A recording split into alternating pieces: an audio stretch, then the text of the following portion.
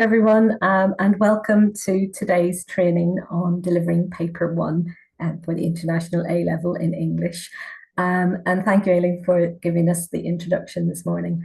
I'm Therese Kenny, and I'll be working with you today on looking at the papers and working with the assessment objectives, looking at some student responses, and working our way through and feeling our way through possible approaches. With the size of the group, what we've done is we'll not need video for today. And in fact, I will disappear and become a disembodied voice once we begin the presentation. But we will be asking you at certain points to take part in activities, and you may be typing some responses, and we'll be calling on you possibly to contribute to discussions. So you will have the opportunity to use your microphone at various points during the morning. It's quite a packed schedule, so if there are sort of pressing Q&A, there is an opportunity for that at the end of the session if there are any sort of outstanding questions. And we work through, and we hope we'll have a productive morning this morning. In terms of my background, I've now had, for my sins, over 25 years education experience, coming up to nearly 20 with Edexcel in various different roles.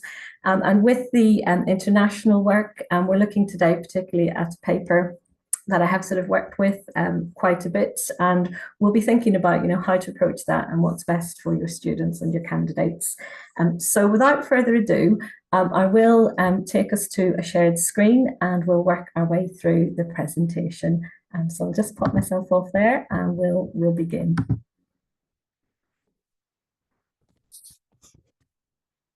So in terms of our aims today, we'll give us very brief context to the Edexcel A-Level English Literature, as I'm sure you have some familiarity with it already. We'll look more closely at the assessment objectives, particularly those that relate to the paper one. So we'll be focusing in on that today. Some of you may be joining me in the coming weeks on the paper 2, 3 and 4 training and meetings as well.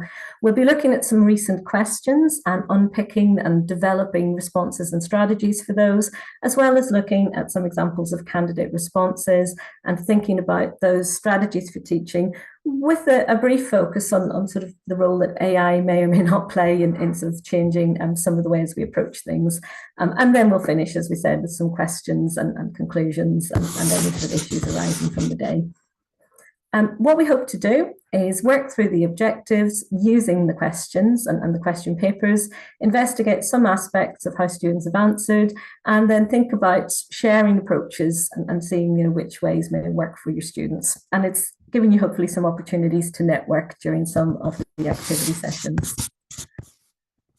With Pearson Edexcel, one of the things that they do bring, it is the largest awarding organisation offering both UK and international qualifications. There is sort of a long heritage of working in the education system, and there is sort of a reach across the globe with, as we say, 3.5 million students a year. So Edexcel is sort of represented across many countries. Looking at our literature, it's building on the skills and the knowledge that students have already had at GCSE. It's quite similar to the UK A-Level for those who may be in a position where they're delivering both in different centres. We are looking at bringing knowledge and skills together in an integrated way. So there's what we call a holistic approach to the course, and we'll be talking about that when we look at the assessment objectives. There is the possibility to approach this as a modular exam, taking parts of the paper as AS in the year 12 and then working through and completing in year 13. And in fact, it's quite flexible in terms of how you combine units and how you work through and how you assess. We've got our 4 key units, and we have there both our examinations. We've got open book for many of these, and that's a particular skill that we can talk about this morning. And essentially, we have a pattern of answering questions on the various genres. So we have there for paper 1 today, post 2000 poetry and prose. In later units, we'll be looking at the drama, the mixed units, and working through with Shakespeare in unit 4. We have 5 assessment objectives, and reminding ourselves of what these would be. In AO1, we are interested in the idea of developing informed responses. So we are looking for the candidate's personal interpretation, supported by associated concepts. So we want it to be an informed interpretation. We want to see sort of coherent arguments, and that will be backed up with AO2, the analysis of how a writer is shaping the meaning in a particular text. And with AO3, which we will look at partially today at section B, we'll be looking at the significance of the context in which these texts are written. And AO4, which we'll look at with section A, is the connections that we can make across texts. For this morning's work, we won't be looking at AO5 because it doesn't form part of the paper 1 assessment, but that will be a feature in future meetings. One thing just to bring up and draw to light is how these AOs are weighted across the qualification. And one thing we just need to remember is that we do not differentiate or weight within questions themselves.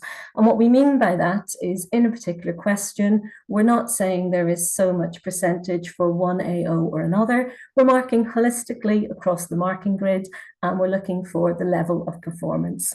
And when we're working later today, the 3 texts that you'll probably need to refer to the most, if you want to sort of prepare those now, we'll be looking at a script A for section A, a script B for section B, and we will be making reference to the pages 5, 7, and 8 of the 2406 mark scheme. So there's quite a few items in your delegate pack, but you may want to try and locate those texts for working on later in the meeting. Most things will be on the slideshow, but those 3 items will be things you need to look at in a little bit more detail. So while we're just going through now, you may want to locate script A, script B, and the mark scheme, and we'll be referring to those within the coming hours. And again, they're just a more detailed breakdown of the percentage of AOs in each unit, reminding ourselves that it is holistic, so it doesn't break down per question. It's over the course of the paper. And this morning, we're mostly interested in section A, AO 1, 2, and 4, and then section B for prose, AO 1, 2, and 3. And we'll be delving into those in a bit more depth. What we will be thinking of when we look at the assessment objectives is the idea that they do achieve consistency across qualifications in the same subjects. So for those of you who have worked with other qualifications, you'll see that actually they're very much testing the same skills, and that is sort of part of qual that we're giving everyone a level playing field. It gives fairness. It hopefully will give clarity of information so students know what they are trying to achieve. We have this idea of our subject domain or our construct. So what are we testing, and are we testing it appropriately? And then we will have reference points that should be shared between those who set the papers, the examiners, the teachers, and ultimately the students, the candidates, so that they understand what's being asked of them and how they can perform and how they can sort of show what they know. And then we have this running, as we say, at various times of year with the pressures at May to July. So today's focus will be literature and the post-2000 poetry and prose. It's a 2-hour exam, open book, so we do have the copies of the texts, but no marks, no annotations. The marks are split evenly, 25 section A, 25 section B. We have in each section a choice of 2. So in section A, the student will have 2 questions from poems of the decade. They will choose a task where a set poem will be named in the question, and they will have the opportunity to choose a paired poem to respond to the task. And a reminder just here to tell students to check that they are using a prescribed poem. We do still occasionally get moments where students are choosing a poem that is not on the list on page 52 of the specification. So although they do get a free choice in poem 2, they must make sure it is one of the texts that they have been set. We'll be working through some examples of those. And then we also have the section B, where there will be an opportunity to respond to one of the 5 novels. And we can see the current listings there: Kite Runner, Life of Pi, The White Tiger, Brooklyn, and Purple Hibiscus. And as in section A, there are 2 questions to choose from, and the candidates respond to 1. So to begin, and we'll see how it works with our chat and our mic hybrid functions, We're going to look at 3 slides. So if you're following the slideshow or have a hard copy, you can have a look at those now. I will bring up in a moment a picture of all 3 that you can look at while the activity is being undertaken. But we're going to look at 3 questions from recent Section A's. As we look at the questions, we're going to ask people to think about which of those, if you had been a candidate, you would have chosen to do. Which poem would you have chosen to pair and extend the answer? And we'd be interested in hearing people's reasons why. And how would you begin the response? So what we'll do is we'll look at the 3 questions. I'll put them up together, and then I'll ask people to initially put some thoughts into the chat box, and then we may well call on some confident voices to sort of share their views after we've got a few points in the chat box.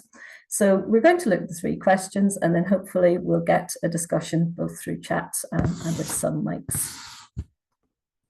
The first one was comparing the ways in which poems explore violence. And the set poem was The Gun by Vicky Fever, and thinking about an extra poem that you would use to pair or compare from poems of the decade. And the students are reminded, you can see, of types of techniques they may wish to talk about. So they should try and include the way that a poet develops themes, the way the poet uses language and imagery, and then any other poetic technique they believe is relevant in terms of the steer of the question, so in terms of how violence is being explored. The second question then is about the poem History by John Burnside, and the steer for this one was how the poet makes use of the natural world. And this was quite an interesting one because we must guide students to looking at the terms of the question. There were some students who possibly prepared responses to history, but they maybe had not focused in on this idea of presentation of the natural world. So it's one to think about when we're sort of choosing that poem, when we're sort of choosing the task. And once again, you can see underneath the steer remains the same: development of themes, language and imagery, and poetic techniques.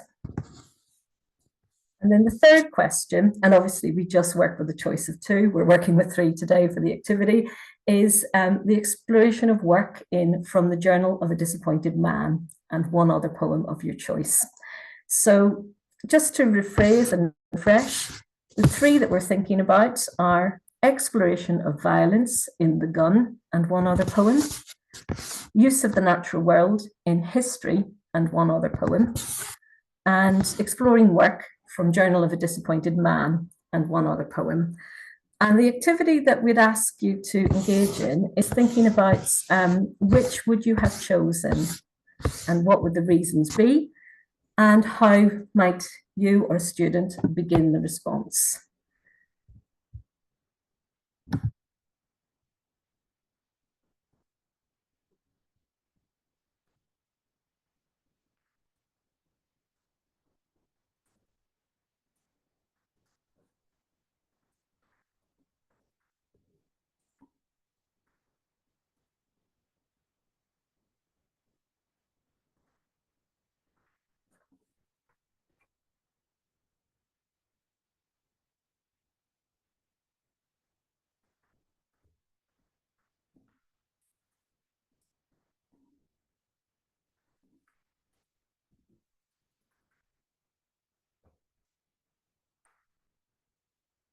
To recap the choices, it's exploration of violence in The Gun and one other poem, making use of the natural world in History and one other poem, the exploration of work in Journal of a Disappointed Man and one other poem. So our first question is, if this were your paper and you were the candidate, which do you perhaps feel you would have chosen? Which poem would you possibly pair it with and why? And how could a response begin? And we're not actually asking for a written response, but maybe a steer or a thesis possibly.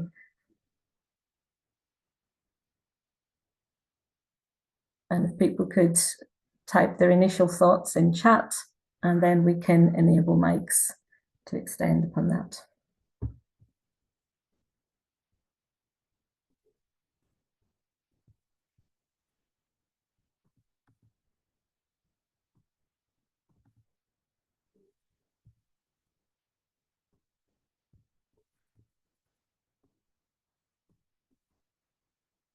Thank you, Novi. And then following through from sort of people's choices, if we can think about pairing. Yes, so we have, yes, violence. Chainsaw was a popular choice. Yes, the idea of the rich imagery that you could focus upon. That could provide the beginning of the thesis. Thank you, Carol.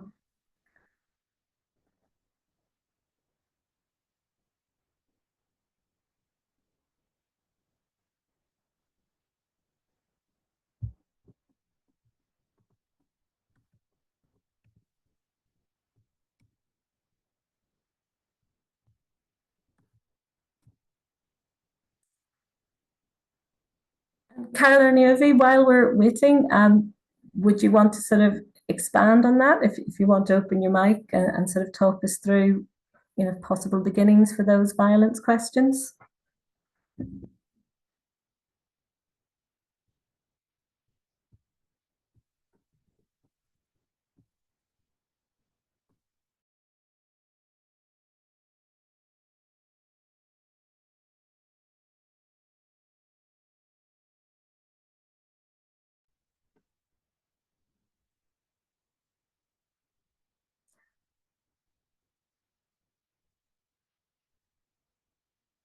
In fact, if anyone would like to sort of contribute, just the mic off. If we take that idea of violence and imagery, how could we maybe begin the answer? Or how could we maybe sort of set a thesis on say, the gun and chainsaw?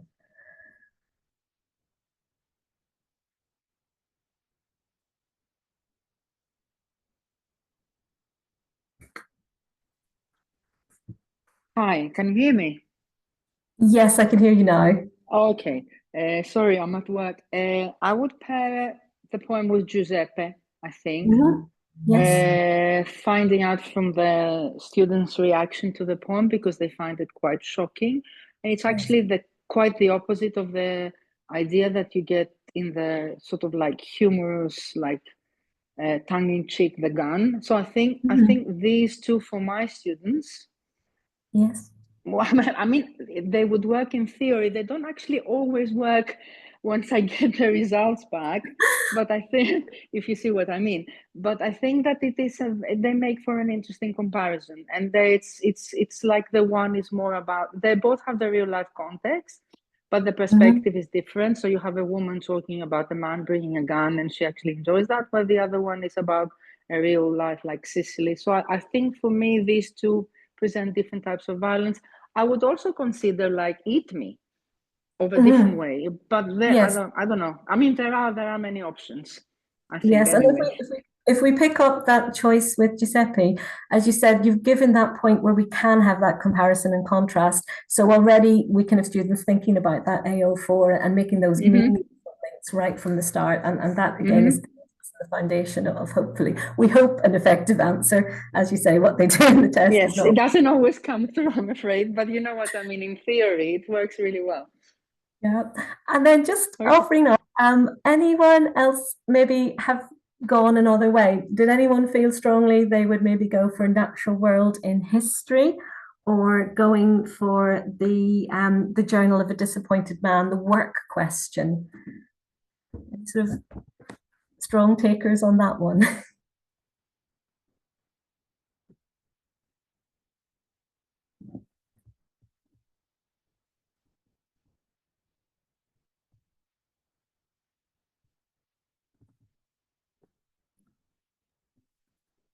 And again, you have a choice. Either you can just speak with the mic or type something in the chat box. So is there anyone who felt they would have gone for work with Journal of a Disappointed Man or The Natural World with the history poem? Or have we got a large consensus for the gun? So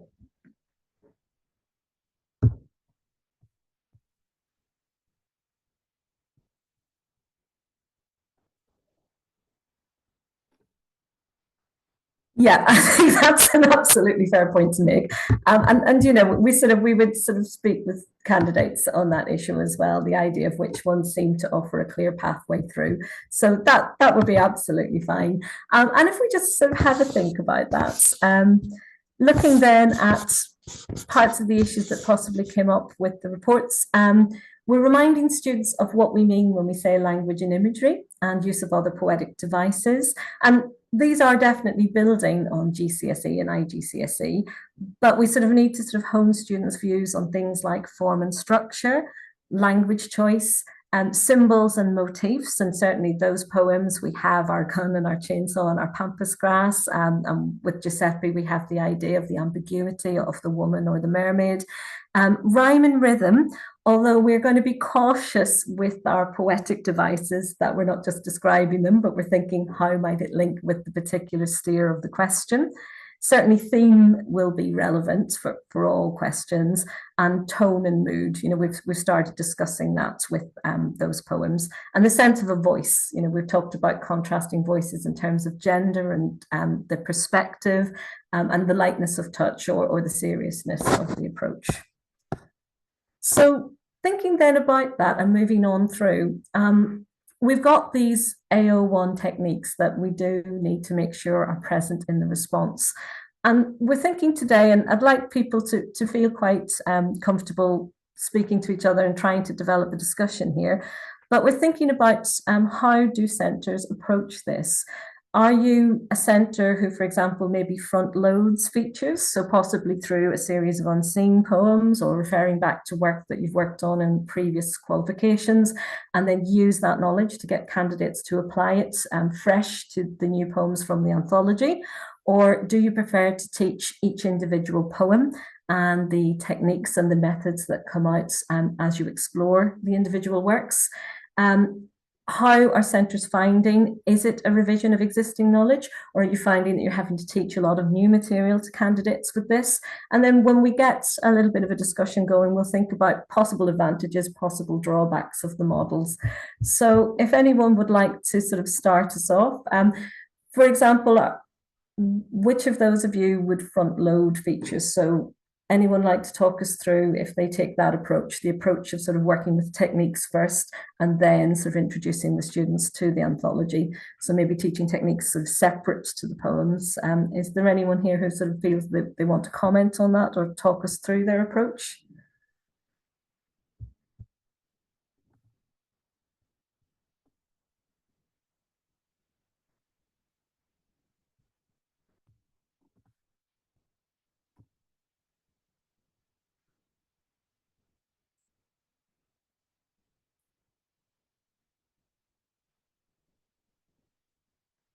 And again, if there are any sort of issues with audio, do feel free to sort of keep adding comments into the chat.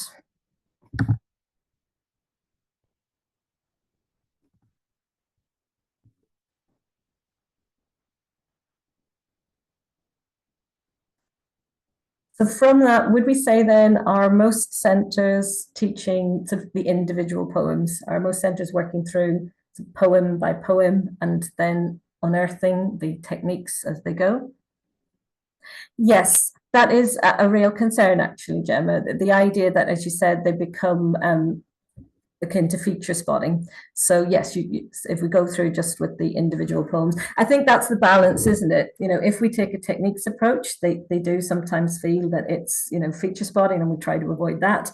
But yeah, we're seeing now a bit of a consensus with individual poems. And then, as you say, you can sort of look at those and maybe make explorations of possible links, possible contexts. With the teaching of the individual poems, are we finding that students are being able to make those technical links? So when they approach a new poem, are they able to sort of identify those features that they've encountered sort of in the previous texts? Or are we finding that they are sort of being taught in isolation?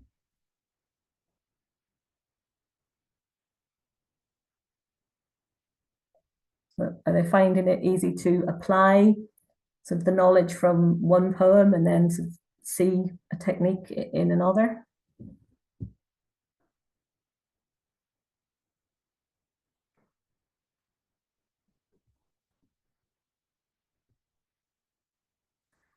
It can vary, can't it? It can vary by student. And the fact that some of these poems, as we say, have very different contexts, have very different voices, They do get better, yes, absolutely. They do sort of learn to see sort of various methods, various techniques.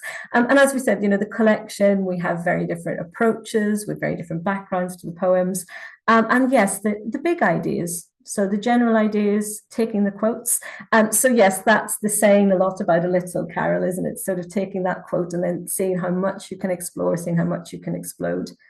Effect can be, yes. So the idea of, what is the effect and being specific about the effect. And that could be something that we will sort of think about and talk about. The idea of, is it a particular word? Is it a particular structure within either the phrasing or within the poem structural devices? And it's that idea of linking it then back to the key terms of the question, because I think that's sometimes where students maybe slip and fall down. They know what they want to talk about, but they sometimes can't always link it to the particular steer, the particular focus that they're being asked to look at. And then this is the issue, isn't it? They can sort of know the techniques, but they may not, as we say, then always be able to make that link, particularly with the pairing. So what we're going to look at is ways that we can use the mark scheme with the candidates to build that idea of linking the analysis with the effect or the evaluation. And the thing with the mark scheme, it falls in two parts. Later in the session, we're going to look at the performance grid, which is often where we say is our starting point. We want to look at the level of performance with students. But what we can do with the content suggestions and the content indicators, they're by no means exhaustive. And in fact, the mark scheme is clear about that. It says we must reward things even where they are not listed, but if we feel they are relevant and the suggestions work. But we can also use those content indicators to help candidates plan answers, and particularly that idea you're saying about planning to talk about effects. So we're going to look at one example, which is from the 2406 paper, which is looking at the Kieran O'Driscoll poem, Please Hold, and thinking about how he's exploring his experience of frustration. And in terms of then using the plan, we're going to have a brief plan here, which is wholly based on the mark scheme. So this version, it says, for example, is a 6-bullet plan, given the timings of the test. The actual section A, when we open the mark scheme, has 8 bullets. But what we're looking at is how can we use these mark schemes with the candidates to provide some form of revision aid. It is a starting point, so that's an important point too. It's a way that you can get students to start to think about the poem, and by all means, we'd like them to improve and add to it, and even change and peer review the plans, but it gives them something to hang their ideas upon. They can look at the mark scheme, they can think about which parts of the scheme they would have already identified, or something maybe that is sort of new to them, and they may even then sort of stimulate some thoughts in other directions. They could put these plans on flashcards and use them for later revision or individual preparation. Or they could take a plan and they could adapt the question for further practice. So they could take the plan and they could actually work backwards, reverse engineer, and think about what type of question could we adapt this for. And then obviously they can use these plans for practice essays. So if we look at what we mean, please hold, based on the mark scheme content indicators, which we get with each question. This is how we could sort of do an outline for the experience of frustration. And the other poem that the candidate has chosen is Chainsaw versus the Pampas Grass. So we're looking at the idea of diction. And we've got to be very careful that we're not just working at word level. And we mentioned earlier that many of you don't want to front load because we don't want students to feature spot. So if we are using diction, it's got to be very specific to the question and the idea of frustration coming out in very specific vocabulary choices. So they may talk about the countless options on the phone message as an example of him being exasperated. Imagery and symbolism. So the image of the robot or the mechanics or the artificial voice, but maybe exploring and developing that through the poem. Thinking about other techniques that might correspond. So the sibilance is almost sort of dripping with sarcasm when he talks about the guise of countless alternatives. And the form and structure, repetition plays a big part in Please Hold. And the versification, almost the simplification or suggesting the banality of the message. and the rhythm is driving on, but reinforcing the monotony of it. And then we've talked briefly earlier about creation of voice, and here the sense of obviously first person, but the reported speech. And once more, it's a sort of level of irony in that reported speech. And then your conclusion may be the comment on this overall effectiveness of the frustration and the complexities. So what you have here is you have a slight adaptation of the mark scheme bullet points, and they can be sort of shared with the candidates. They can look for some examples to focus on themselves, and they can use it as the beginning of a plan.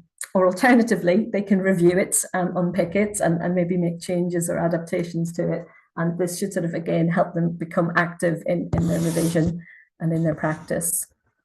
And what we'll do now is, using chat is probably the best way. We'll try something similar, thinking of the poem Eat Me.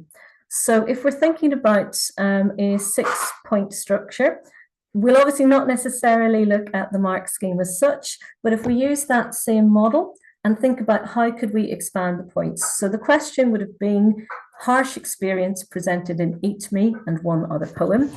The task is, what would a 6-bullet point plan look like?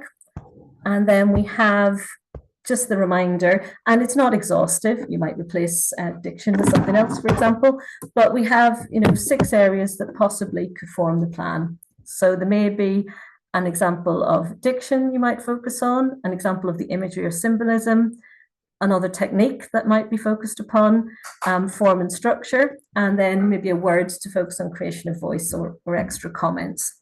So if we could try that, and again, if people could share their plans in the chat function.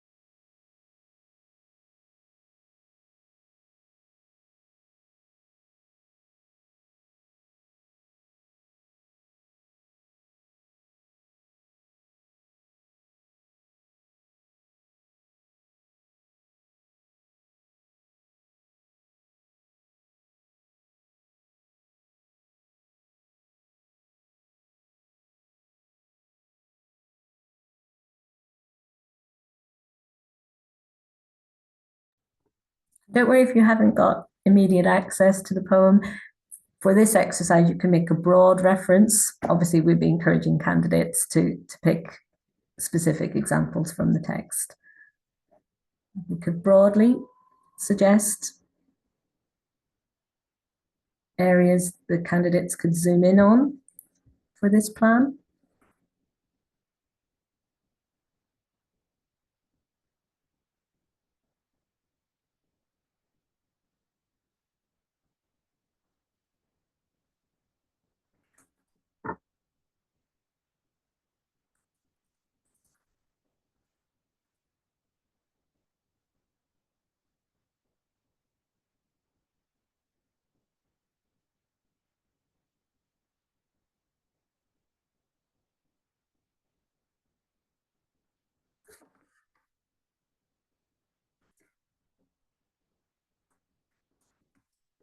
No, it doesn't conclude the comparative element at this point, and we will be focusing in on comparative, thinking about AO4. And by all means, if you'd like to include, a comparative poem, please do. We're just trying to get to focus on thinking about, you would obviously be comparing as you go. So you would be comparing diction, comparing imagery, comparing poetic techniques.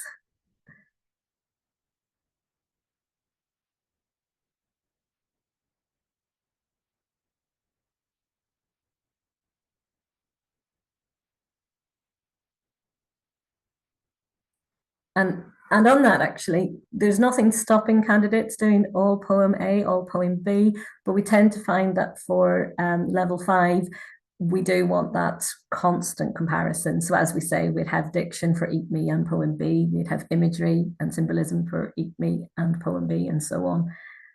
Although, as we said, we're not prohibiting all of poem A, all of poem B, but we do tend to find AO4 scores more highly when it's constant comparative work.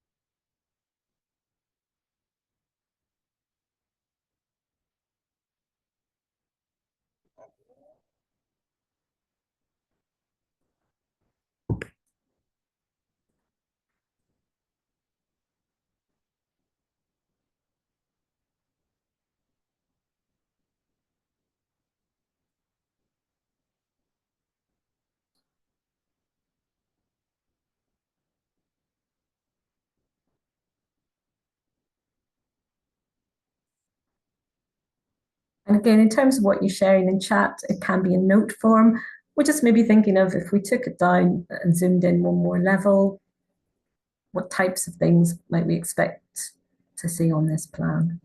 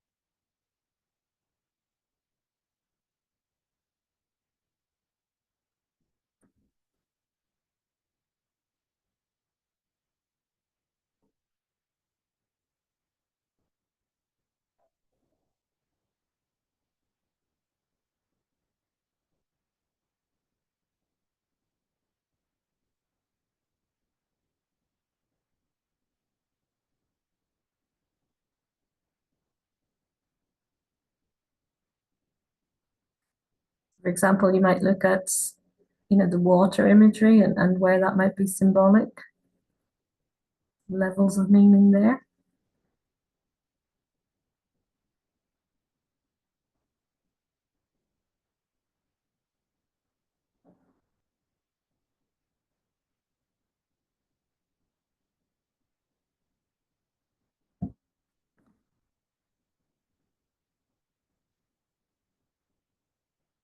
Anaphora too fat.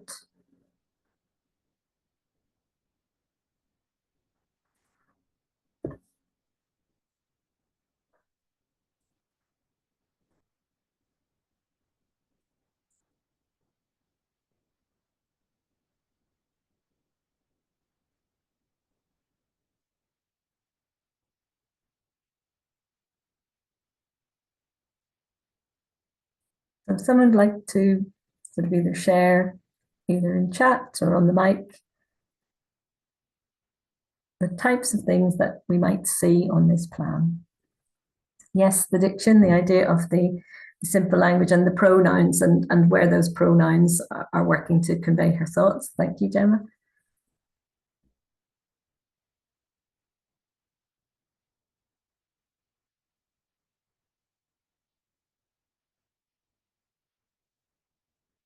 And again, it may depend on the students' level of performance, where they go with particular images, particular symbols. We mentioned earlier the idea of the water, the tidal wave in the shipwreck. Some students may explore it purely as water imagery. Some students I know have sort of explored the idea of him colonizing her. And yes, that key symbols, aren't they? The juggernaut, the island, the cake. And again, different levels of performance, students will sort of explore those to certain degrees and sort of talk about how it fits in with the idea of the harsh experience. And certainly, again, we've got that crossover as well with our diction and voice and the pronouns and the sense of her asserting herself, the edibility of the fruit as well, the idea of everything being eaten, the allusion to the title itself. So we've got sort of things that students can hook their ideas upon.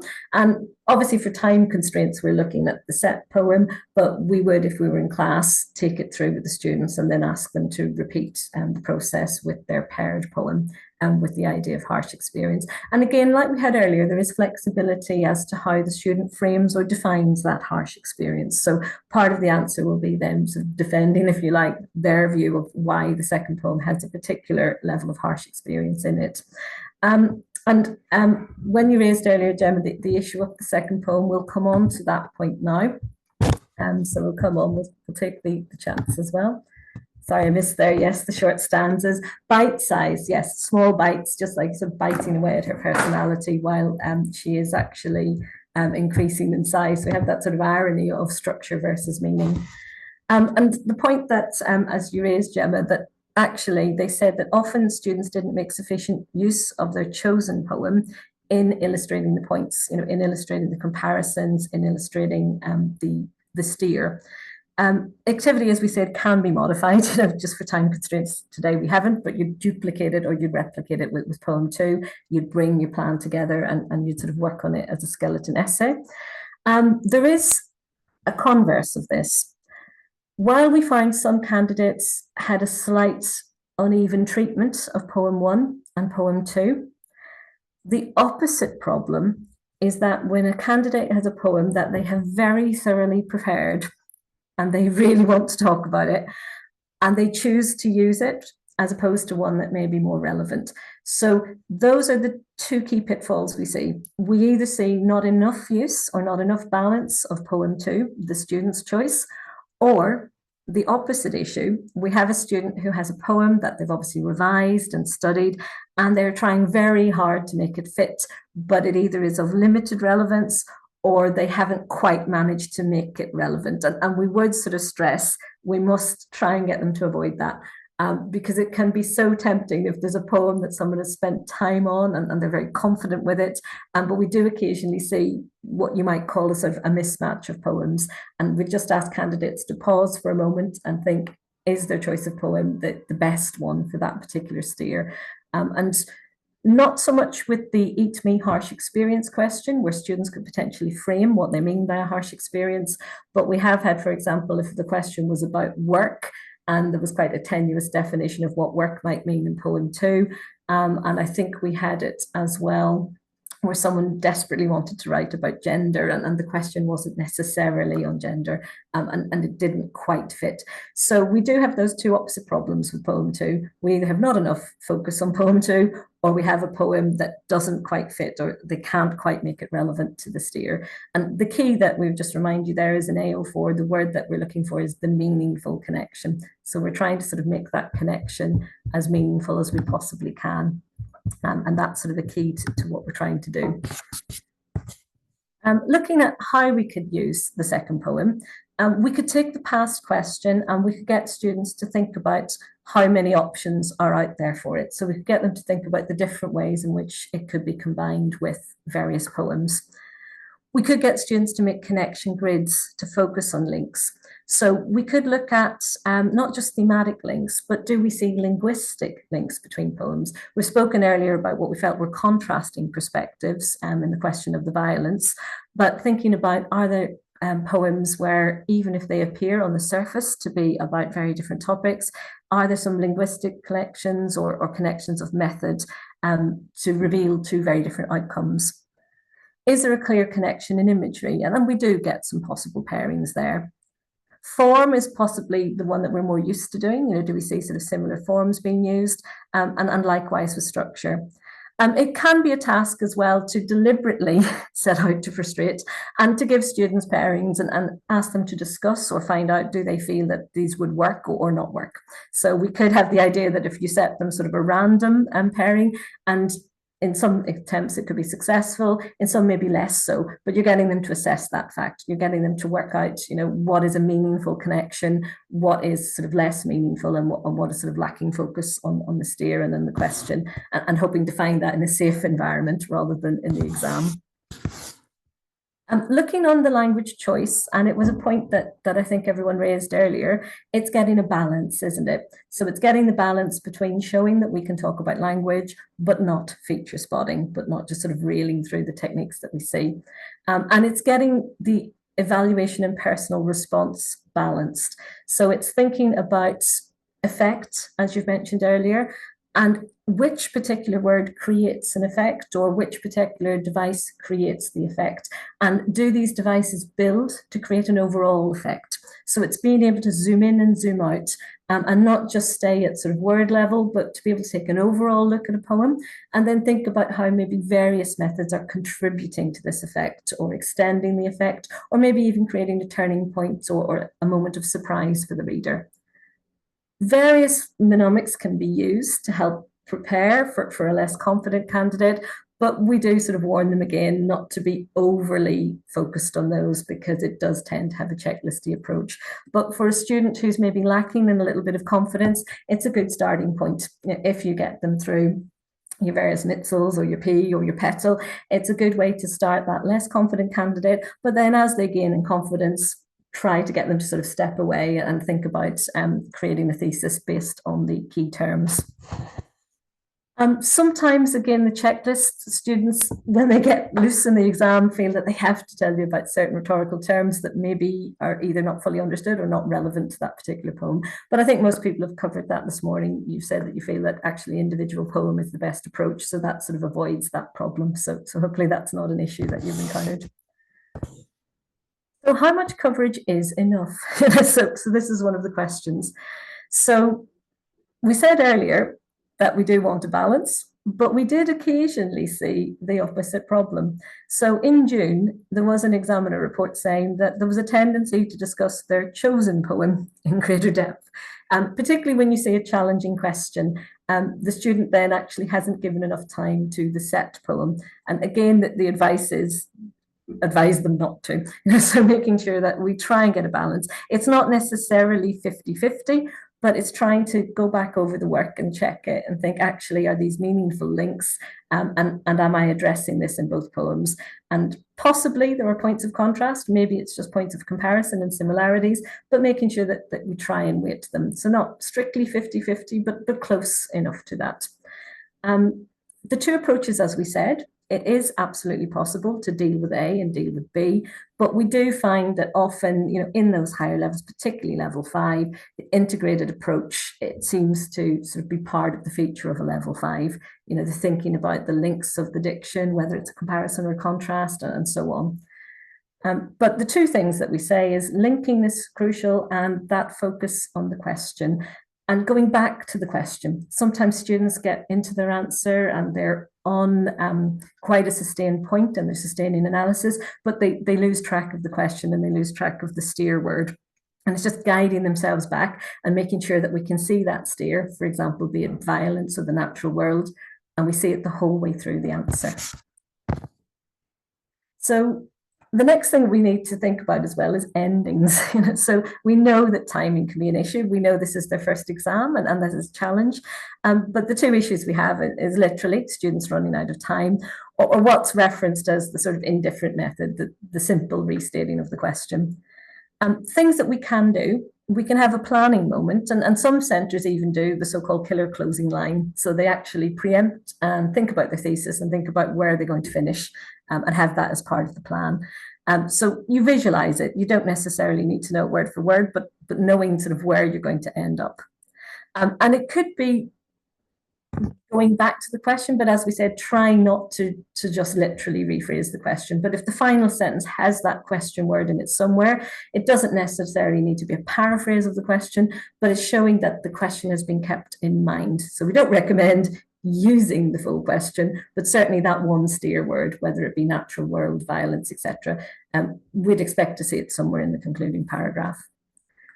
We do want opinions, and as long as they're reasoned, and obviously we've got a slightly trite example here, someone saying something's boring. We don't see that actually, but we do want the students' sort of lively engagement, and that's appropriate in the ending because they've already supported their points through argument. So if they have something they want to say about the question or the perspective, this is where it can take place. We'll look, just before we move on to the full script, at thinking about endings. So we're thinking about someone who chose Eat Me and Giuseppe. And we've got this ending. I'm going to think about where it might be placed. And we're looking at it. We're thinking about, do we believe it's effective? And if so, why? If not, why not? And this one, we could just join in, so people could sort of chip in with the discussion.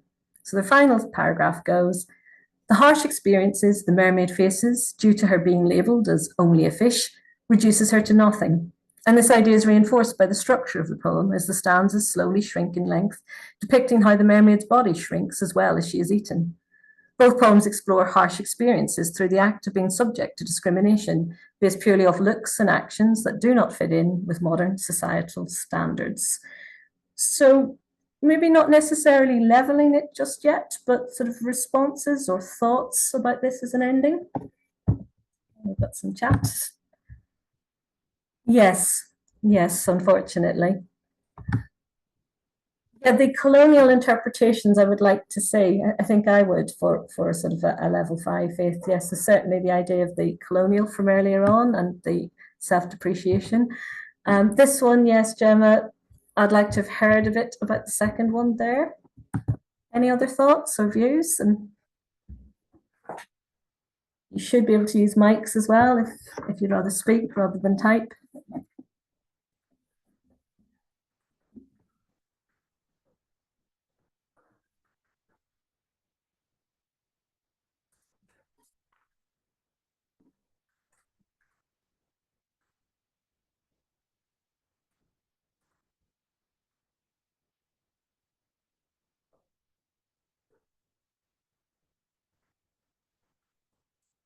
As Gemma said, it would have been nice to have clear references to both Eat Me and Giuseppe in these last few lines.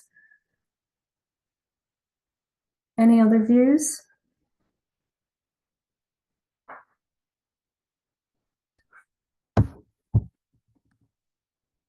Yeah. So that would certainly be a piece of advice on how to improve it. Thinking from the other way, strengths of it. So both poems should be mentioned. Any strengths, if we're looking to see how it might be rewarded?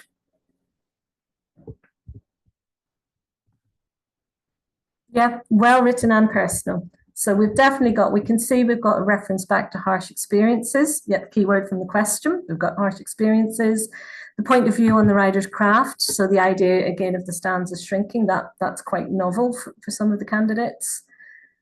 And what we're looking at here, I mean, we're not discussing levels yet, but this is clearly a student who knows their work, and it's clearly a student who has a degree of control. over how they write and how they present the personal response.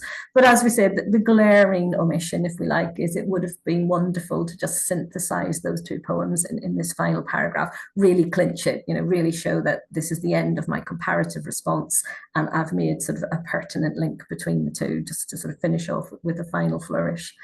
What we'll do now, you'll be happy to hear we're coming close to a well-being break. We're coming close to the halfway point.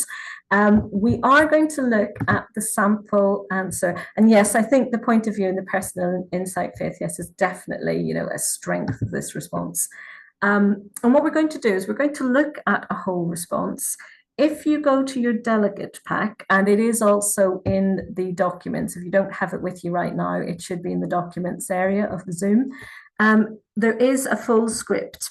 So if we just take a few moments to sort of look at the script, and we'll join back just to feed back at 10 by GMT. I don't know about the rest of you. I'm elsewhere as well. I'm in Greece at the moment. But if we go by 10 GMT, so if we go by the o'clock to come back, and if you can locate script A in your delegate pack and just have a read through the response. And you can also look at the 2406 mark scheme. And we're interested in the performance grid on page 5, just to look for levels. And we're going to just think about, or have a very brief discussion about the level that we think the response achieved. And I'll just pop it up on the screen so you can see the one that we'll be looking at. Just checking, I'm not going to put the mark straight up. But that should be the response that you're looking at. It should be script A. And if you just want to take a few moments to read through it.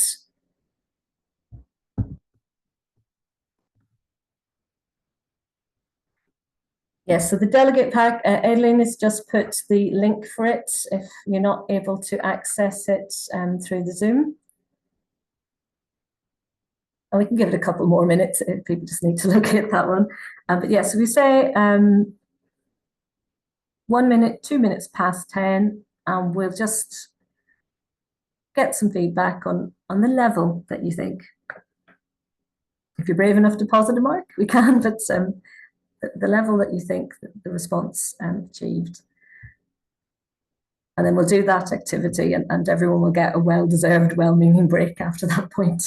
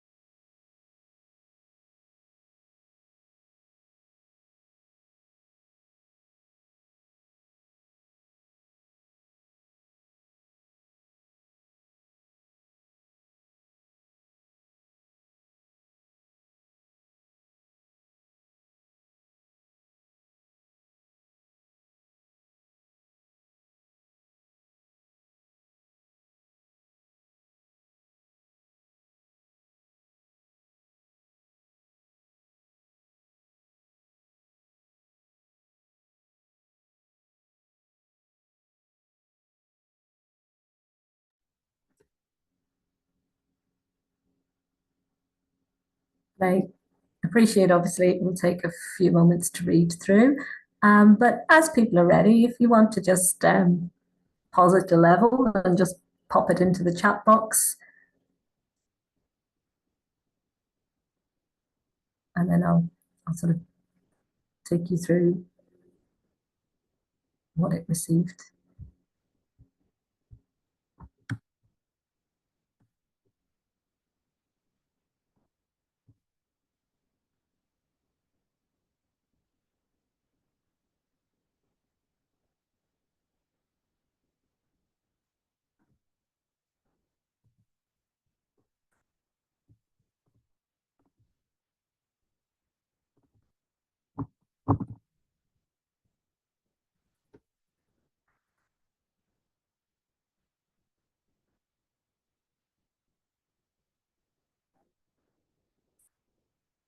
And for those of you, if you are still having a problem finding it, Aileen has put a link in chat that you can click on to access it. Thank you, Faith.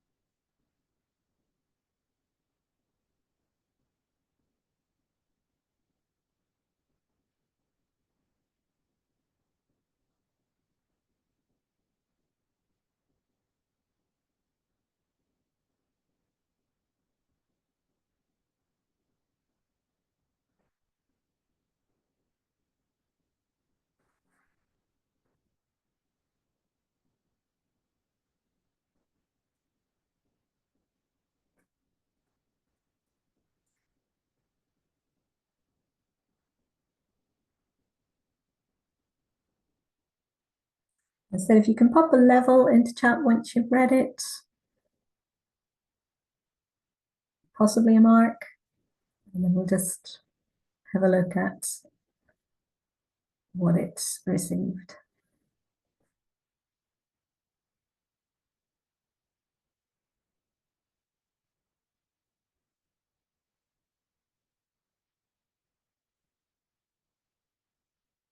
Thank you, Gemma.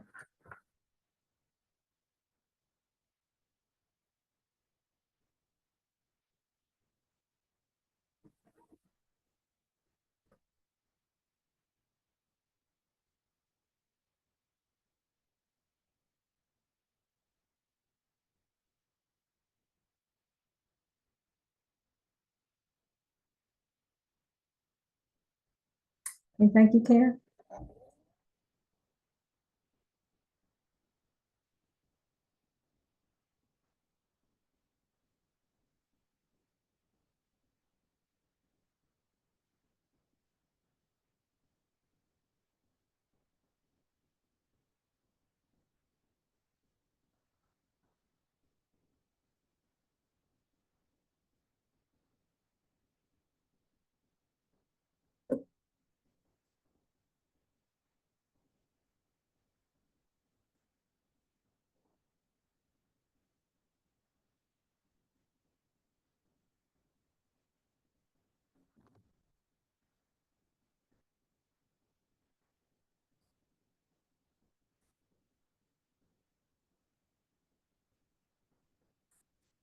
So we're certainly seeing so far, from the answers posted so far, we're seeing a fairly even split between level 4 and level 5. And that's pretty accurate, actually. So if we sort of have a look at where this one ended up, we felt a very proficient answer. It's certainly competent in terms of writing and organization. What we felt it did achieve, positive marking. There's certainly some discrimination and control in applying knowledge and exploring elements and techniques in the texts and how they would relate to the question. There is a controlled argument with fluently embedded examples, and certainly the concept use, again, the word we're using is discriminating. And discriminating understanding of meaning shaped in text with nuance and subtlety and some analysis of connections. And again, we're seeing these words, which you'll see is sort of coming from level 4, controlled and discriminating. So it was good to see that the answers posted so far, we had sort of a split between 4 and 5. Just to reassure anyone who gave it just into 5, we don't speak tolerance, but you're in the right area.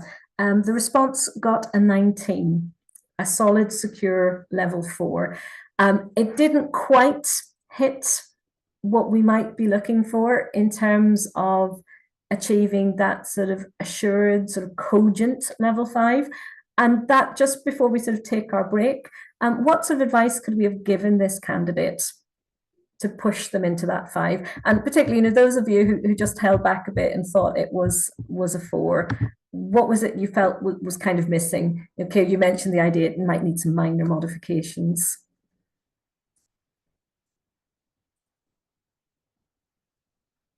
And again, I think as well, sorry, I think if you also sort of made a point about they could be more evaluative. So any other advice for the candidate, knowing that it did achieve the 19, it didn't quite get into the 5. If this was your student, what could we possibly tell them to kind of get them over that line, get them over the level into the 5? So we have a few pieces of advice here, a bit more use of evaluation. The idea of those minor modifications, was there something that particularly struck you that you would have thought, I want to see more of this, or?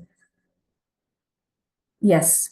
So as we said, the coverage, maybe it wasn't absolutely tip-top discriminating, pushing over, and the language maybe not showing that degree of evaluation, not sort of showing that degree of judgment that we need just to push into that cogent and sophisticated. And it's really not far off, is it? It needs maybe that level of precision, and it needs that level of exploration that qualify a sort of level 5. So it's got many of the ingredients that we would need for 5. Just be careful here with context. We don't actually assess context in this section. So although it's quite useful and can sort of deepen an argument, it's not assessed in section A. So you probably wouldn't advise them to that. While context can kind of enrich their answer and enrich their evaluation, it's not an AO that's assessed in section A. But certainly what you could look at is you could ask them to look at those deeper levels of meaning or deeper connotation. So you could phrase it that way. It could still be making use of some contextual knowledge, but sort of phrasing it that way. We will be looking at context in section B. Thank you, everyone who's sort of been brave and sort of put the neck out on the parapet and responded and made some typing. What I suggest is it is probably time for a small, short well-being break before we tackle section B. If we can keep it, because there is still quite a bit of material to go through, if we could say, if we give people 10 minutes, that should hopefully give time for comfort and possibly a quick refreshment. So if you can be back ready to start at 20 past, then we can sort of make our way through section B and sort of the remainder of the activities. And thank you, Faith. Just before we sort of set everyone off, the idea of the AO4 being more sophisticated, you could end it by referencing question and pushing it up. So I think we've got some really useful, helpful advice there, just the nudges that we need. And yes, the themes. So the idea of linking it together, isn't it? It's that word cogency that we need for level 5. It's kind of making it all work together. Can you get the evaluation working with the links? Can you get it working in sort of a sophisticated way the whole way through? It's that quality. So close, but as those few pieces of advice would just help push it over the line. So if everyone would like to take their break for now, and I will see you again and we'll resume at 20 minutes past. And thank you for your contributions so far, and long may they continue. And don't be afraid to be brave in the second part. We have enabled mics, so if you do feel like chipping in, do go ahead. So I will see you again at 20 past, and have a good break. Hope we're all okay. Give a moment or two for everyone else to get back.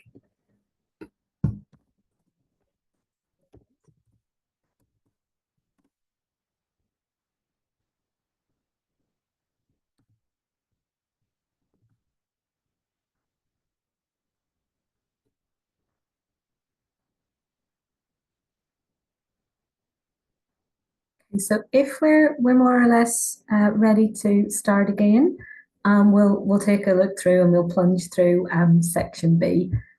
Just pop this off so it's not interfering with audio. So hopefully we have everyone back in the room. So we'll make a start anyway.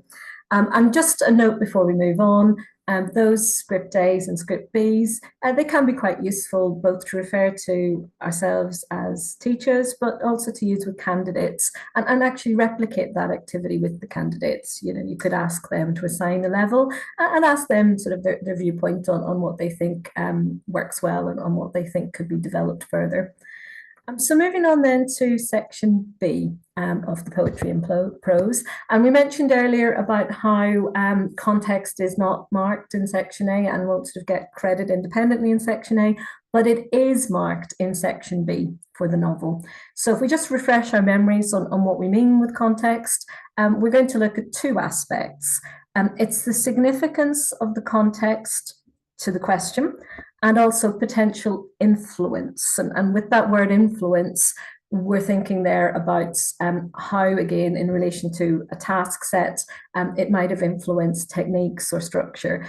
And context we're going to sort of look at a bit more broadly in a moment, but it can be both in terms of how it's written and also in terms of reception. And you'll see with various texts, you know, some will be more relevant than others depending on your text choice.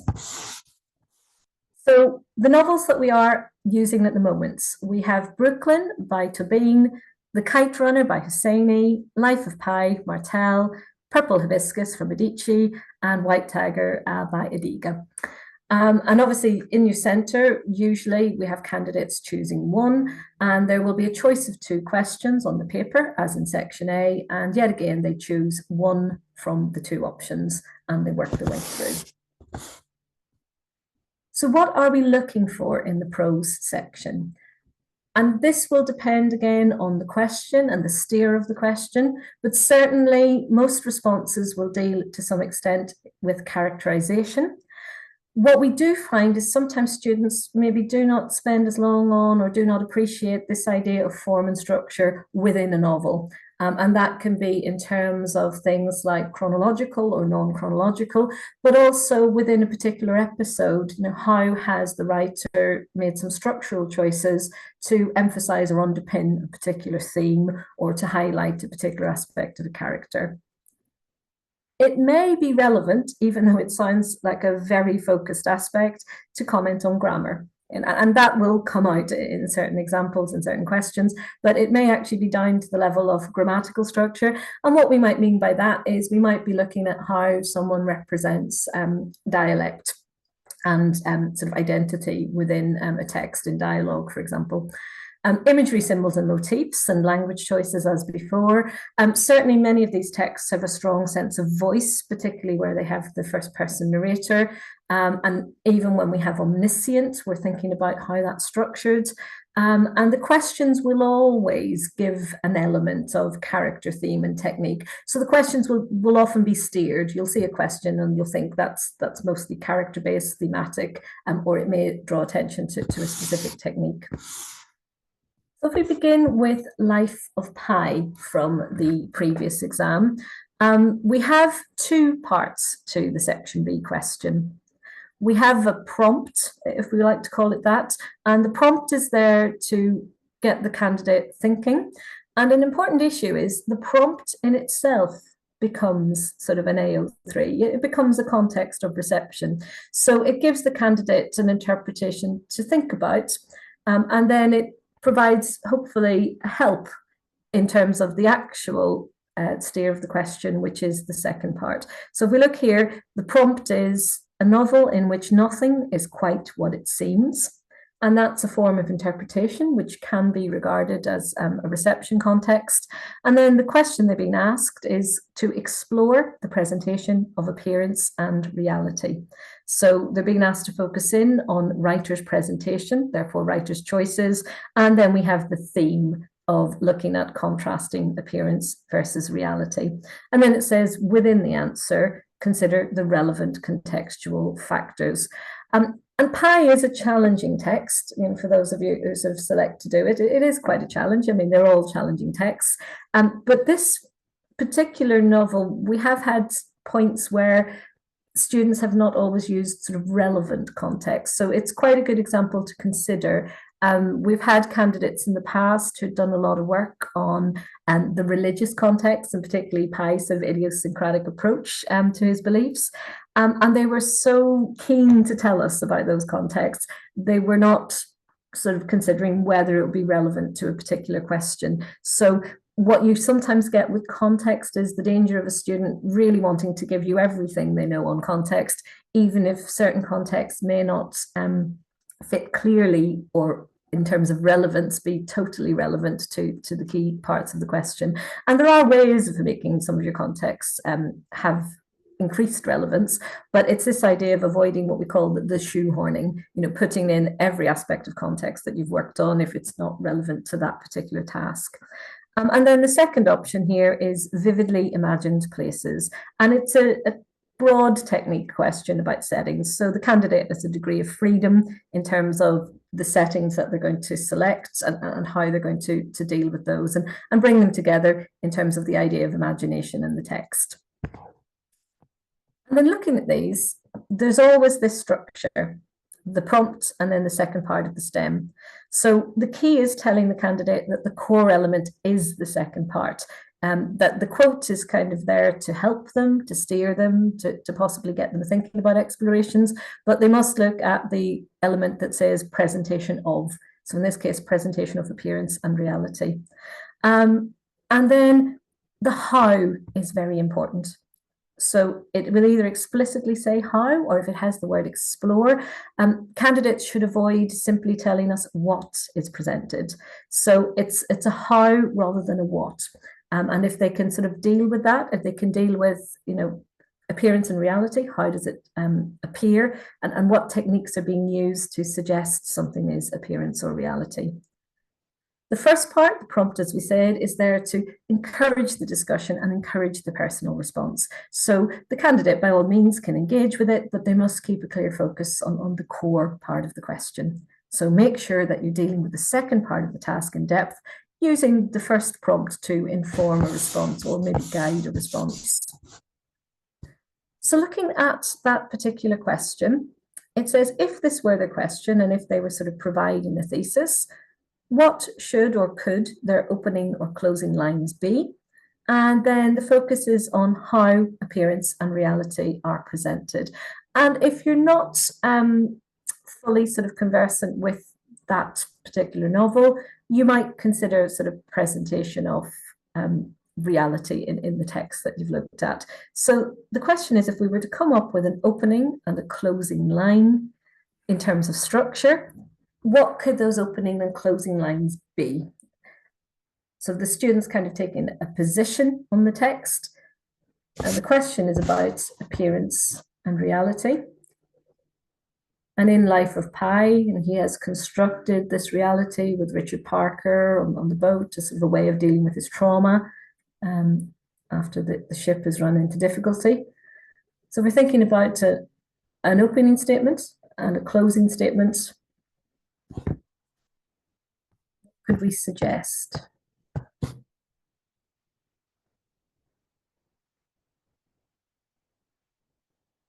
And if this isn't our text, for example, if you were looking at something like Purple Hibiscus, you might look at Papa and how his appearance to the public is maybe different to the reality in the private home.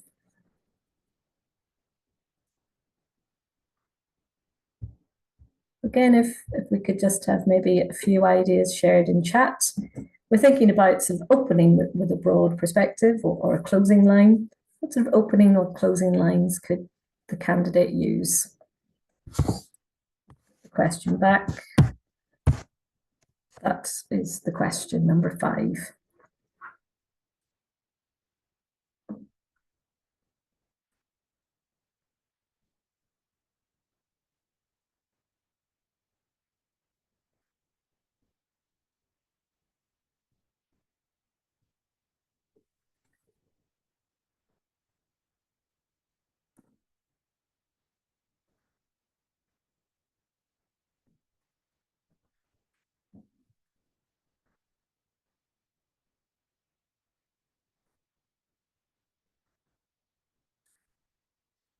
key with this is the candidate would present a sort of a personal viewpoint or a personal position.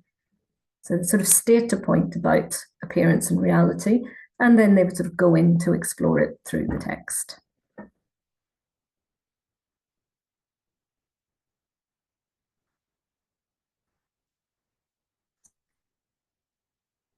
So we can just think about opening lines. How could we open a response?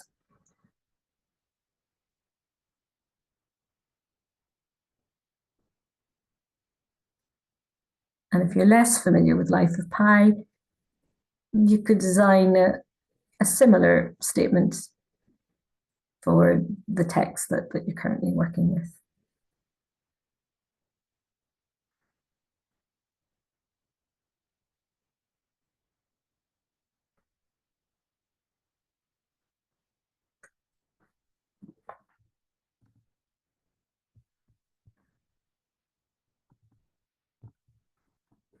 Yep, so we could start with the authorial commentary, the bigger picture. Yeah, so we could begin with sort of a big picture opening line.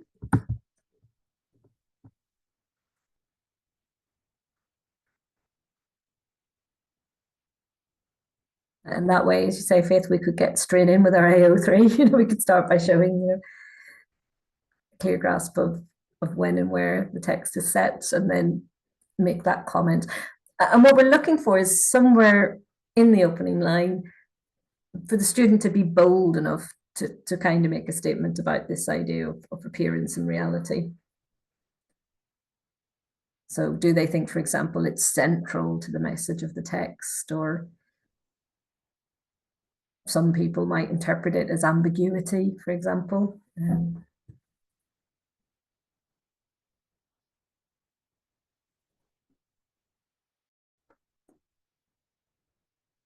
Have we any other suggestions in chat before we sort of move forward?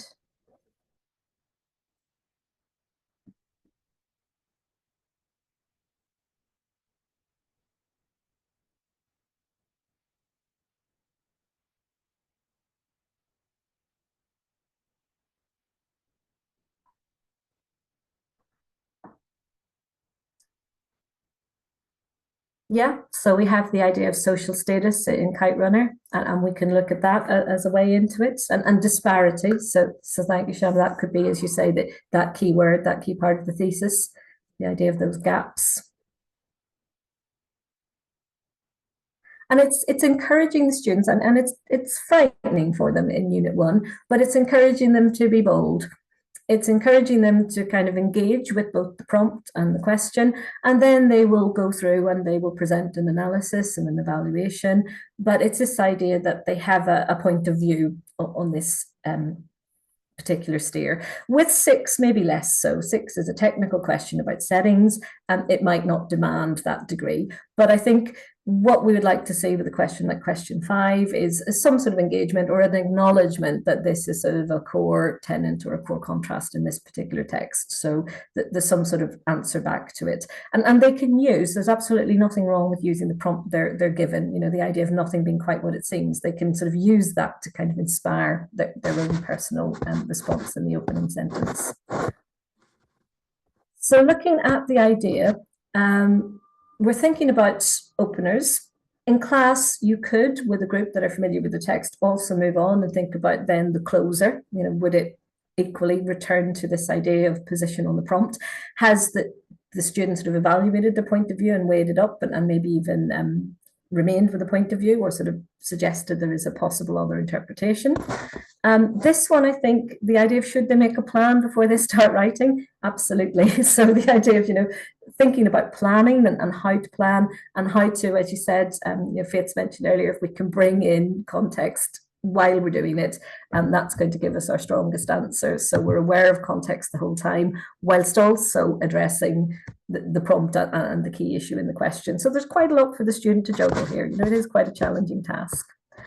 There is no one particular method that is better than another, but the one thing that we do ask people to avoid is not falling in the trap of re-narrating. And students can struggle with this sometimes because they're trying quite hard to position you as the examiner, as the reader, with the examples that they've chosen, and they fall into the sort of explain, describe, rather than evaluating. It's best to be sharp, focused, and take that example and focus into it and look at it in terms of the key words of the question. And as we said, there are methods of structuring that different students and different centres use, and that can be very helpful for those who sort of are lacking in confidence.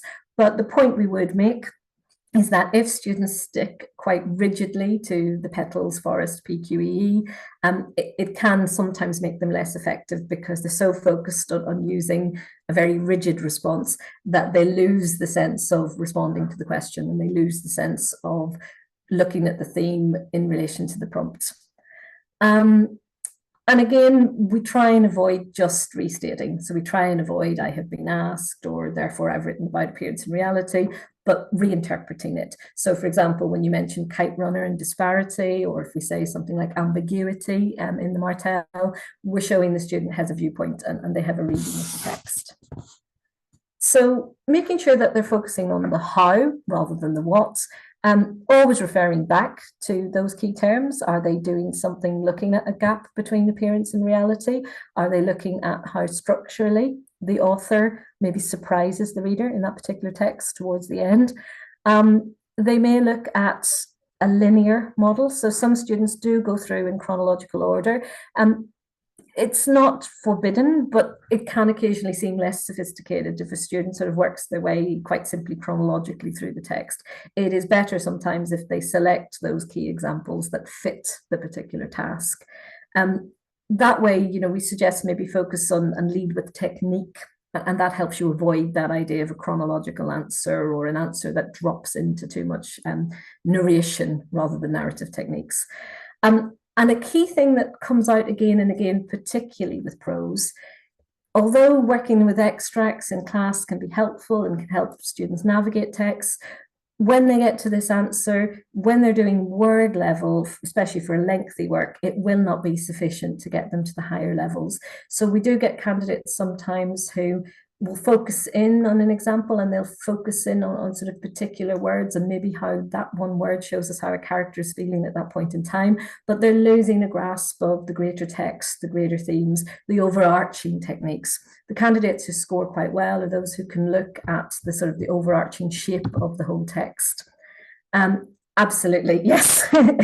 Gemma, it always happens. And it's sad to say that there's always someone who's sort of really getting into their stride, and then that's the key. And it's this idea that they sometimes fear leaving gaps, but it's appropriate if they're choosing key examples. If they're saying, actually, these are some key significant moments. They don't need to sort of tell us the bits in between. Some students prefer bullet points, some students prefer mind maps, and some students actually like using digital sort of versions and keeping quite extensive plans. It's whatever works for them. But as we said, it's a challenge for them. They're being asked to sort of present a thesis, so to speak, under time conditions. They're bringing in context, and then they're dealing with this question that maybe just has that level of difficulty, maybe that the Section A question doesn't. But if we remember that the prompt is there to help them, so the little quote is there to kind of get their minds focused and deciding, to what extent they agree with that. And then it leads into what they're supposed to be looking at. So, for example, with Purple Hibiscus, this question from Summer was the presentation of the hostile environment. And it's just being careful. The question is on environments. The prompt is mentioning, obviously, characters feeling constantly under threat. So there is a subtlety to this one, for example. Clearly, a lot of the hostility and the hostile environment is driven or generated by the actions of Papa. But if we made it purely a Papa character study, it's not going to deal with that element of environment. So what they would be looking for there, they would be looking for tension that builds. For example, if you know the novel, the opening of the story where we have that tension and it's building to a conflict, the atmosphere in the room, and not just maybe one character, because the question is on environment. Word level does lead to better AO2 in most cases, but what we find with prose is that if that is the only level they work at, they're not going to get beyond sort of at best a mid-level, because they need to have an idea of sort of things like structural choices and where the theme develops through the text, and things like sort of moments of conflict or turning points. And if they just stay very closely with the word level on the examples they've chosen, they lose the bigger picture. So what we want is this idea of, by all means, if, say, we took this hostile environment question, we looked at, say, the opening of the novel, and we're looking at the setting and the dialogue and how Papa is presented as part of that environment. But then somewhere in the answer, we'd work through a series of examples, and we'd be looking at how Adichie is using this sense of the setting being somewhat hostile to present a certain point of view.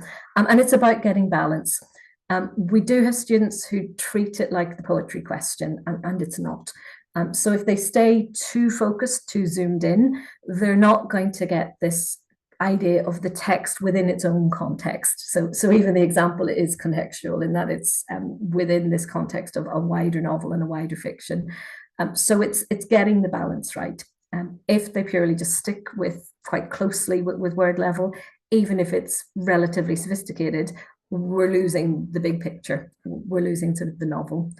And similarly, if we look at question 12, which is about acts of rebellion, we can analyze those acts in sort of isolation, I suppose, and we can look at how they're presented and maybe look at the word level. But then we want to look thematically at where rebellion fits as a theme for the whole text. So in terms of balancing it, if you talk to your students, we use sort of a simple idea in terms of, have you zoomed in, zoomed out? So if they've been doing a lot of close word level work, have they taken a step back? And have they talked about either how this theme develops or changes through the novel, or what we think the author might be up to, or the purpose throughout the whole text? And that would be then getting us to the sort of secure level 4 into the level 5.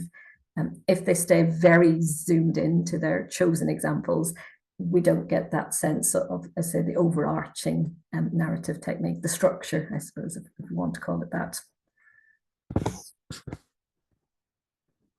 Looking at balance then. So we've got the constantly under threat and presentation of hostile environments. Occasionally, as we said, I give the example that it's slightly maybe on balance, some candidates, and they possibly focused on character rather than on the environment aspect. And that's why it's just good advice to tell them just to double check the question before they start. So I can see once they say, characters are constantly under threat, I can see a number of students, if you know the novel, who may have just gone into sort of a detailed character study of Papa. But the question talking about environment, they would need to look at, for example, maybe the symbolism of the hibiscus being the freedom versus the oppression they feel in their family home. But the first part, as we said, is to help people speculate. And the higher level students will notice some of those steer words. So notice it says constantly. And the student might argue back at that. They might argue, actually, it's not constantly, and sort of present their own thesis, present their own point. So for those who are working at that level, tell them to interrogate, each part of the steer and the question. So that little word constantly, the confident students will argue back. They will say, maybe not. I can give you some examples of where they're not feeling under threat or where there is sort of a moment of freedom. And then we have, this is how we can bring context in. So what contexts are leading to the hostility and the threat, and then where might it be mitigated? And taking the words and using them to create different perspectives. So looking and spotting those small words, occasionally an adverb, can just help those higher level students. If you're looking to push those students that, as we said earlier, how do we get our level 4 into our level 5? That could be what they're looking for at that level. They're looking for that extra word and deciding, do I agree with everything, in this steer, or am I going to sort of argue against aspects? So thinking then, if we looked at question 6, we're going to think about what we would tell candidates or the advice we would give them. And we're thinking about what could we get them to hone in on. We've got an answer here. You might look at the word often and then possibly the word acceptable. So if we look at the question 12, you've got quite a long prompt there. If you were trying to prompt a level 4 student towards a level 5, which words, so the whole answer is going to be about acts of rebellion, but which words might you suggest they focus on in the prompt if they're going to maybe develop a sophisticated or a balanced or nuanced response to question 12? So it's a novel in which characters often push against boundaries of what's considered acceptable. Yep, exactly, Gemma, that's your context, isn't it? So we can talk about what are the boundaries. Any other words? So our boundaries we can define. We can say what are the boundaries and bring in AO3. Any words that would push for AO1 or AO2 in the prompt?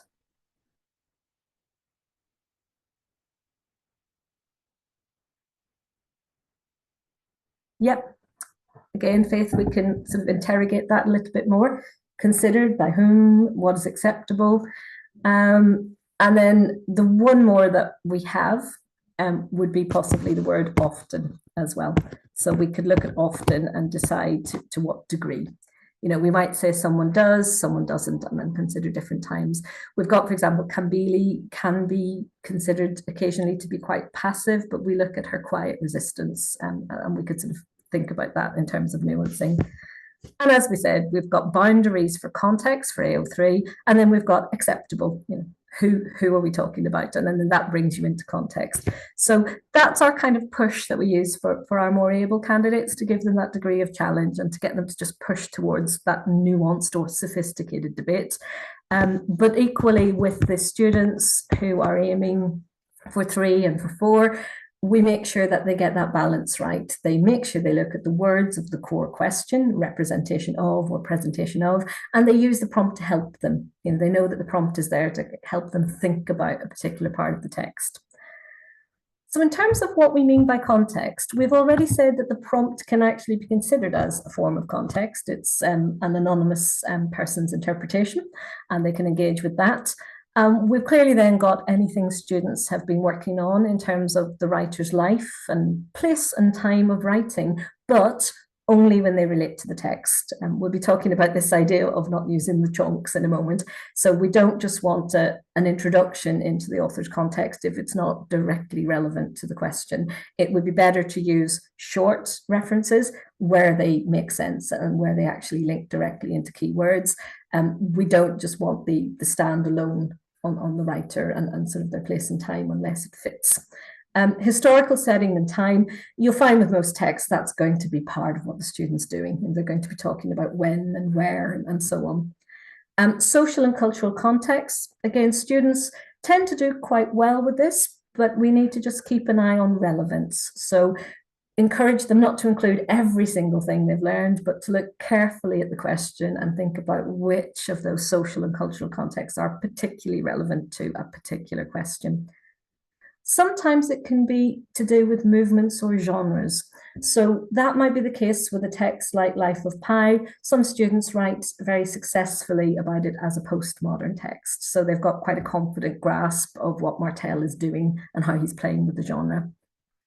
It can be relevant, maybe not so much with this paper, certainly with drama, but it can also be relevant to look at context of reception. Some students have brought that in with Kite Runner. You know, writing now at this point that they've done a little bit of looking back, and they do sort of talk about it as a text of its time, and that can be relevant depending on the question. But it's maybe more so in drama text than in prose text, so maybe more so for the other units. You can include context from teachers. We can include context from YouTube, for example, both YouTube and TED Talks. Adichie, you know, she's quite present on a number of online sources. Students can engage in their own research tasks. They can either look at elements of history or Nigerian music, or they can look at even sort of geographical features.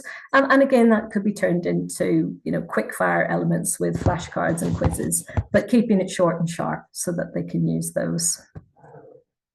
Moving on to deeper aspects. We can get students to work with scholarly websites, such as things like Google Scholar or JSTOR. If the schools have subscription, we're aware that obviously there's a cost to those and we can't always access those. We've got their sort of bit of a tongue-in-cheek. Someone said, let's not forget books. You know, we can look at other books on the text. We're going to talk about the looming role of AI in a moment. We're going to have a quick look at that before we sort of move on. And then they can make reference to film and TV as a presentation, as a form of context, but obviously with great care. We don't want people mixing up film text and book text, but it can be a help to students and it can be seen as an interpretation. So it can be seen, and a student who works at sort of quite a high level can actually bring in some of those filmic texts in terms of how the text is being interpreted or how the character is being presented. But we would say, you know, use it with caution. You know, so use it sort of very carefully if they are going to refer to those film texts in their answer. This point that they call the chunk or the chunk, the chunks are not awardable in themselves. They have to be related. Yes. If you look at context of reception, there is an overlap into AO5. Part of the reason why we accept a little bit of reception here is because there is no AO5 in it, but you're not going into sort of critical. So if we think about AO5, you know, in the way it's been critically received, we're not really going down that path. You know, as you say, that's very much more specifically AO5, but we can have that overlap where a certain degree of reception is considered as AO3, you know, so it can be considered in terms of sort of thematic purpose. So we're not maybe, as we say, looking at actual sort of critical readings and just applying them blindly, but we might look at how the text has been received and if there is a particular controversy with it or a way of sort of opening up the AO3 context, possibly using a source that would also be useful at AO5. So we do have that slight overlap in terms of source material, but it's how we use it. If we're using it to provide a context, to provide a frame of reference for it, then we can mark it as AO3. We're not looking for, you know, a very strict critical analysis of text X or Y. Looking then at the idea of openings, if we had a question on imagery, this is sort of quite, again, possibly facetious example, but if we have 200 words on Adichie at the start, it's just not going to get marked. So the context always has to be relevant. And if you can make a relevant point about imagery and imagery that, for example, Adichie revisits in her works, well then, yes, that would be fine. But we don't want the students sort of pouring out into their essay all the context they've learned. They must sort of hold back and just use it when it's relevant to question. And those level 5 students, they can do it in quite a sophisticated way. They can make those links and make it part of the critical answer. And just quickly before we move to the sort of the final sets of activities. It's difficult, for example, with Purple Hibiscus because it was one of her early works, so there is that sort of flashing forward. But you possibly might find that it can be useful in a, not a throwaway remark, but in a brief AO3 reference. So as you say, you could say very briefly, this is an idea that she returns to in text X, and that would be relevant if your particular point you were making, for example, was hostile environments. I'm thinking about something like maybe Americana, and she's talking about, you know, a very different character, but experiencing hostility in different ways, or that thing about Unek, you know, one of the stories in the anthology. But you wouldn't labor it. I think you'd make the point to make your point about hostile environments and maybe the writer's interest in them, and then you'd move on. Now, AI, and we all have sort of views on AI. We're not going to dwell on this too long. We're in it, aren't we? Students are sort of using it to revise, to practice. Frequently, people are finding that they're using it to sort of submit responses. But we're thinking about, we don't recommend it. You know, obviously, we check for it with items of internal assessment. But if students are going to be using it, if this is something that they're going to be doing, think about guiding them in how they're using it. So the idea of if it can engage them with content in the very early stages, there can be a use and a place for AI. And Advantages, disadvantages, our key disadvantages is someone sort of submitting work as their own, because that's going to be no good to them when they get into a timed exam.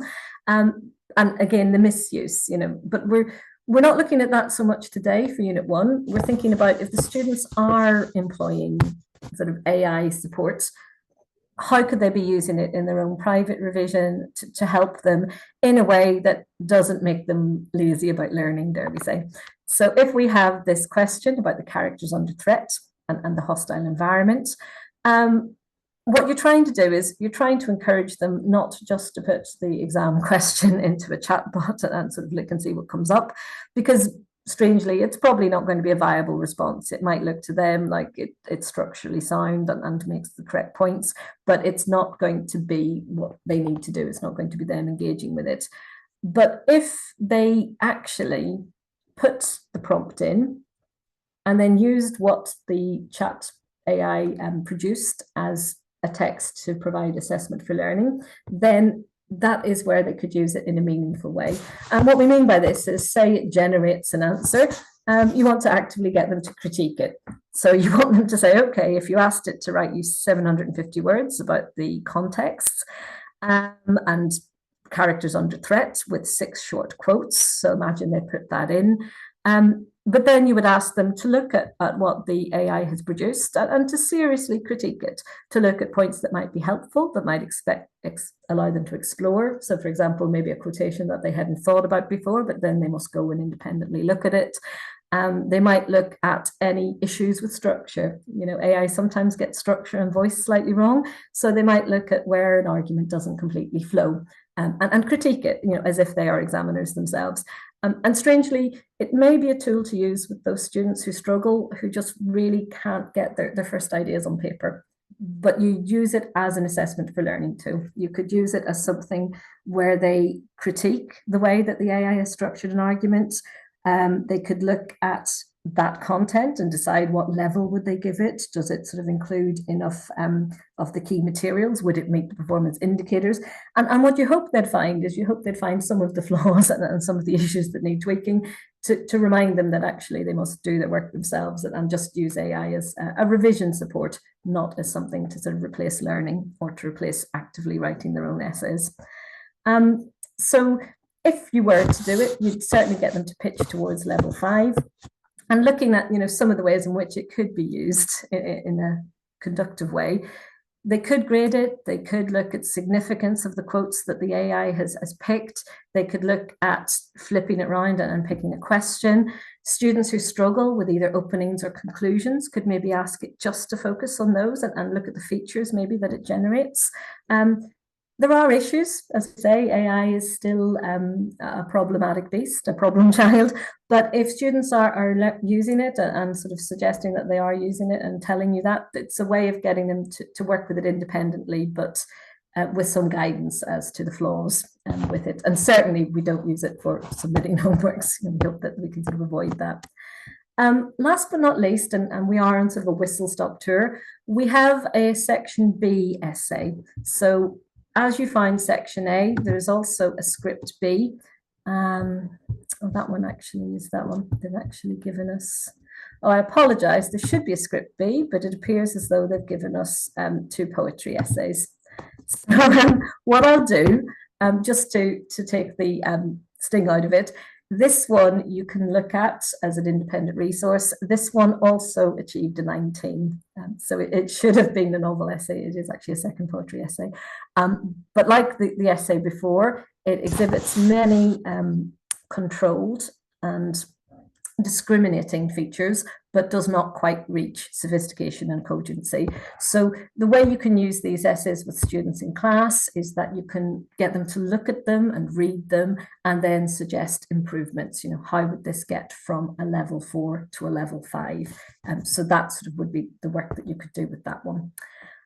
So we'll sort of skip that one through because, as we said, that was sort of a poetry and it should have been a novel. I can certainly ask and I will see if there is sort of a novel response that we can sort of add to the pack and we can get that to you. And in terms of sort of moving forward then, thinking about where answers fall down in section B, it can be when there is an over-reliance on narration, and it can be when it's broad work on context, when the context is not precisely pinned to the question focus and the question terms. And just coming through as we wrap, this idea of text explorers. So if we think about the way students operate, at that sort of lower level 1 and 2, you might think a student is the visitor or a visitor and reviewer. They can find things, they can identify them, it stays simple. At level 2, they can find something that don't connect, but they can comment, but there's sort of a lack of connection. At level 3, they can identify and explain, but it is still quite linear, and it sort of maybe lacks something like context, for example. At level 4, we are beginning to get exploration. They can be discriminating and pick their examples. They have a clear sense of how it would connect to a context or how it would connect to the task in hand. They go beyond, as we said, the word level, so they go beyond the word level work, and they try to evaluate what they believe the author is up to. At level 5, we're into what we would call scrutiny. So they are scrutinizing both the prompts and the text. They're thinking about their own view of what they think is engaging or stimulating for a reader. They have a strong sense of a discursive purpose. Their response is moving in a clear direction. And that idea of nuance, they're looking at the question and they're thinking it can be applied mostly, but there are certain sort of exemptions to the rule and so on. And you can understand that because the candidate seems to have a confident grasp of the text throughout. As we said earlier, there is the option to move either linear or module, depending on your candidates and what you feel they would benefit from, modular giving the chance of a resit. Looking at the work that we have, in terms of tips and hints, a number of centres, you've obviously said today, we work by poem, and certainly that seems to be the consensus that that's the best way to go. With the novels, you might think about the idea of bringing in these questions and actually maybe working with the context and matching context to certain questions and knowing when to let go of certain aspects of context so that it stays relevant, so that we've got little but often. It's woven through the essay, but it's always meaningful. And then, as we said, this would normally be a half day face-to-face, so we'll not make you do a presentation, you'll be pleased to hear. But just a few points about the support from Edexcel and where you can find it. There's a whole sort of raft of things that can be used for planning, preparation and assessment. And we've got sort of the sample materials, exemplars. We also have online areas to look at. Online, there's plenty of things in terms of past papers, mark schemes, other samples for teaching new elements. There's assessment materials are constantly being updated as they're giving people further advice and further strategies. The Results Plus tool, which some schools do sign up for, can give you a feed of your own system and your own candidates and establish a bank for you so that the performance report can be generated for a particular cohort.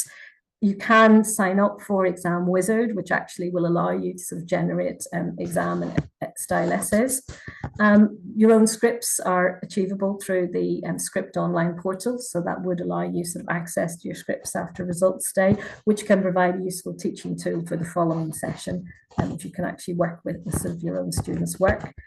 There is the Edexcel resource pack, and also there are resources from other centres. We don't necessarily just need to work with Edexcel. There are a number of authors out there who are writing on the set texts. There is the subject advisor, Claire Haviland, and you can contact her if there are any sort of specific queries about sort of issues with set text or something that you might want actually new resources generating on. So if you'd like to see a little bit more about linking poems, for example, she would be the lady to contact, and we can start getting something like that in place for you. And other places we can look, we've mentioned Pearson. There's some sort of oldies but goodies, so to speak, books like Mastering English Literature. Sometimes the TES can have resources worth investigating. There's some online sources, particularly from post-pandemic, and the sample assessment materials are always good to go back to with the sample essays. At the point now, with questions, if you want to load any questions into the chat box, what I can do is I can take those back to Edexcel for you. So if there's any sort of particular question, I'm happy to hang on for a few more minutes if there's something very pressing that you want to sort of speak of one-to-one, or if there's sort of a question or a query you'd like me to follow up. If you want to just share it into the chat box, I can sort of keep a record of it, and I can take it back to the subject team. As I've mentioned before. And I know that was such a whistle-stop tour, and thank you, Gemma, and thank you all for sort of coming along at breakneck speed, and you've done an excellent job today. I may be seeing some of you again later this month when we go through the other units, but thank you for your contributions and for taking time out of what I'm sure is sort of a very busy schedule to undertake the training today. We do appreciate your participation and the work that you put in preparing the candidates each year. So thank you once again. Do feel free to get those questions in, and I will, as I said, carry those back for you. And thanks. It's been wonderful, and you've been very helpful and a great team to work with.